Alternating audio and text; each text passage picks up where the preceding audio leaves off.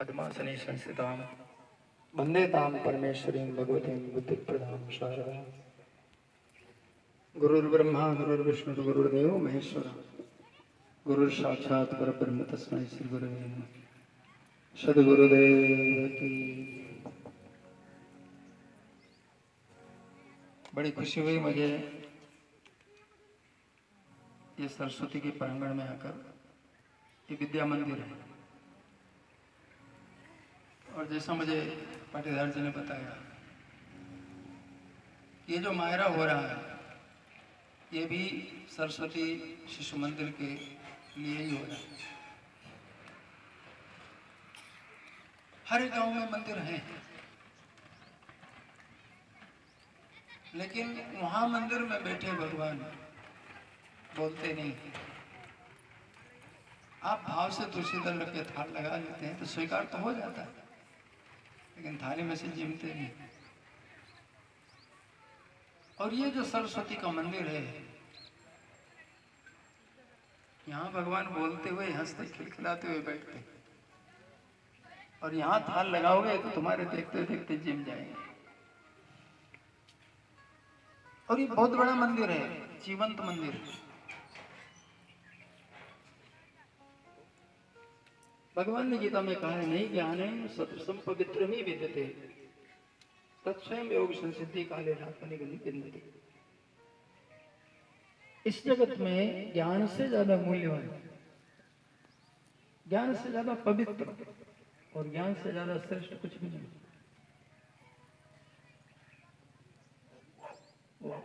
एक कहावत नहीं पूछते लोग, अकल बड़ी की भैंस।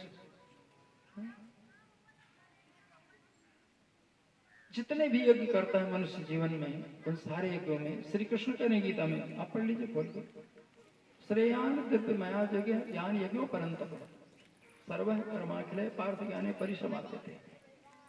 सारे यज्ञों में ज्ञान यज्ञ सर्वश्रेष्ठ यज्ञ है, क्योंकि जीवन में कोई भी काम की सफलता बिना ज्ञान के न हुई है न हो सकेगी। मनुष्य राजनीति में हो, मनुष्य व्यापार में हो, मनुष्य सामान आजीविका करके मजदूरी कर रहा हो, लेकिन उसमें ज्ञान नहीं होगा, अपने जीवन में कहीं भी सफल नहीं होगा। इसलिए ज्ञान यज्ञ सबसे बड़ा यज्ञ है। और ज्ञान यज्ञ हमेशा संत और ब्राह्मण करते रहे। नानक जी ने कहा, आग लगी संसार में झरझर परत अंगार, और संत न होते जगत में तो जल मलता संसार। संत न होते जगत में तो जल मलता संसार। सत्संग से ही हमारे संस्कार बचे हुए हैं, हमारा सनातन धर्म बचा हुआ है।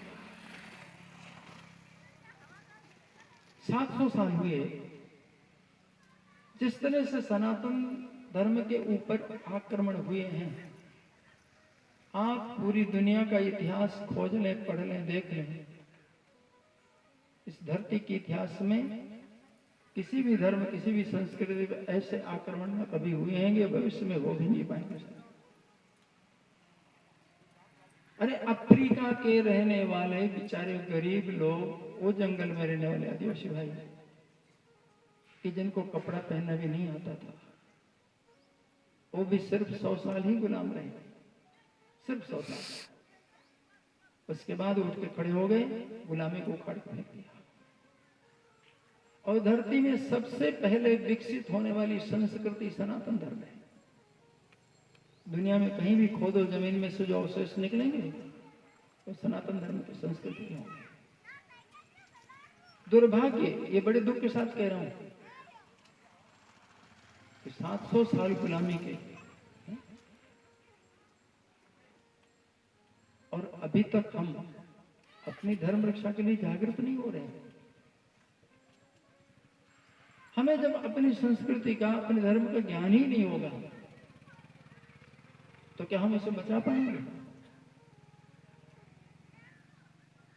और कोई बुरा ना माने, ये मैं कटु कह रहा हूं, लेकिन सत्य कह रहा हूं।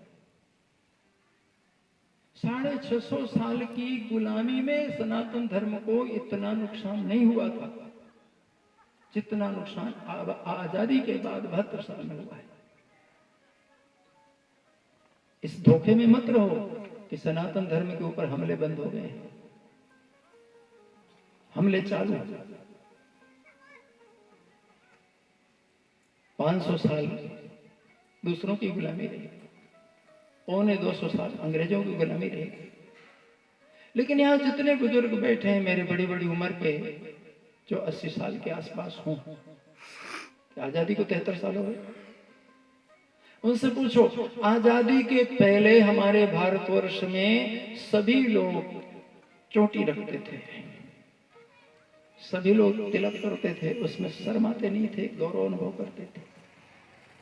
हर व्यक्ति सुबह उठ करके कहीं महादेव जी को जल चढ़ा रहा है, कोई गणेश जी की पूजा कर रहा है, कोई सूर्य को अर्घ्य दे रहा है, कोई गायत्री संध्या कर रहा है, और हर व्यक्ति तिलक कर लेता था। लेकिन बुरा मत मानिए, अगर मैं आपके गांव में घूमने निकलूं कि चोटी वाले कितने हैं,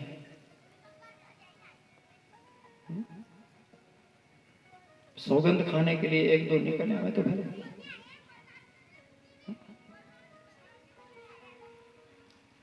अब यहाँ आए हैं, पंडित जी ने ऐसे तिलक कर दिया होगा जबरदस्ती, तो कुछ लोगों के सर पे दिख रहा है, कहीं पूजा आरती में खड़े हुए। बाकी हम अगर अपना तिलक कर लें तो हमारी इज्जत चली जाती है। इतनी हीन भावना पैदा की गई है सनातन धर्मियों के ऊपर, इतना अत्याचार हुए हैं, हमें पता नहीं चला कितना धोखा हुआ है।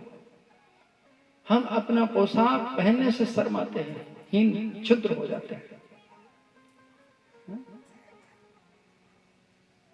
हम तिलक लगाने से क्षुद्र हो जाते हैं। मैं आपसे पूछता हूं, कोई भी मुसलमान टोपी लगाने से क्षुद्र हुआ कभी?